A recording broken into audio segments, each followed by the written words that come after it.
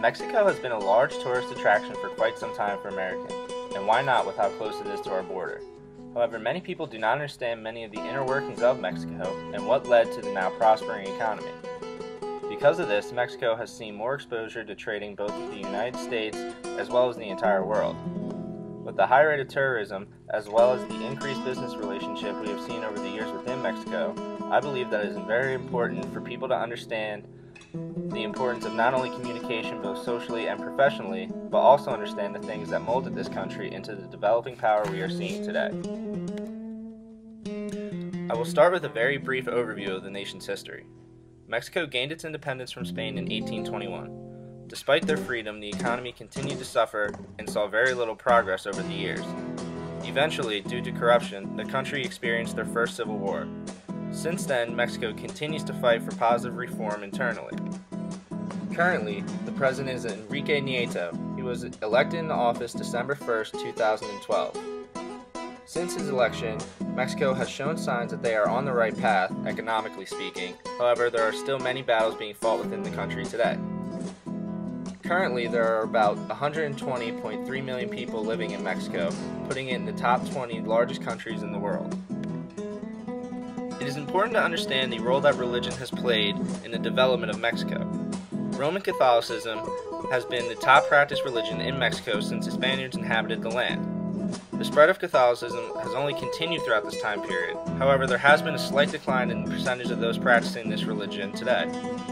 However, even with that decline, it is clear that Catholicism is still the top religion practiced in Mexico. As with many other religions and cultures, Mexico does idolize one particular being more than most. In this case, it is the Virgin Guadalupe that has proven to be the focal point of Mexican culture. Guadalupe is well known for her most common depiction as a veiled woman with her hands folded in prayer. This image represents the Virgin Mary's desire to have Juan Diego go forth with his plan to make a church in honor of the Father, Son, and Holy Spirit. Because of this encounter, anyone who shares a similar one with Guadalupe is said to be blessed and will receive good fortune in the near future. This is a belief that dates back many years, and as you can see, is still upheld today. The way in which you interact with a person in another country, any country, is very important and should never be undermined. Understanding how to properly communicate in a particular region could make or break your experience, so it is very important to have a good understanding of that country's customs. First, and probably most important, in Mexico, it is very, very important to realize that you should never act superior to anybody in any way, especially if it is your first encounter. This goes for socially and especially professionally. It will leave a very bad first impression and could jeopardize your relationship from the start. Now, Spanish is the primary language on the streets of Mexico, with roughly 90% of the population speaking it fluently, so you'd better brush up if you need help getting directions in Mexico City. However, in many and almost all business meetings, English is their primary language, which I found very interesting. They justify this because it is starting to become a more universal language, and there is also a global desire to adapt to the demands of the world. Lastly, it is very important to note that it is very common for people to get extremely close to one another while conversing in Mexico. In fact, it is considered to be a respectful gesture to touch one another while conversing in order to add emphasis to the story. So don't be backing away if a person continues to try and get closer the more you talk to them on the streets. Otherwise, you may disrespect the wrong person. Nonverbal gestures are very common in Mexico. In fact, some of them look very similar to the ones that we have back here in the States, with some slight variances. I will only reference a few in the interest of time.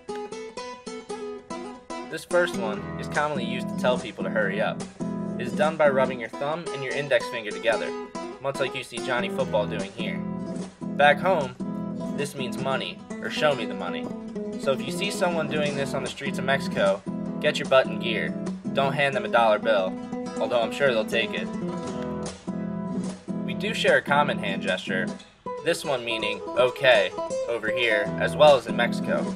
However, be careful, because if you make the hole too small, you'll be calling someone an inappropriate name in Mexico and could start off on the wrong foot.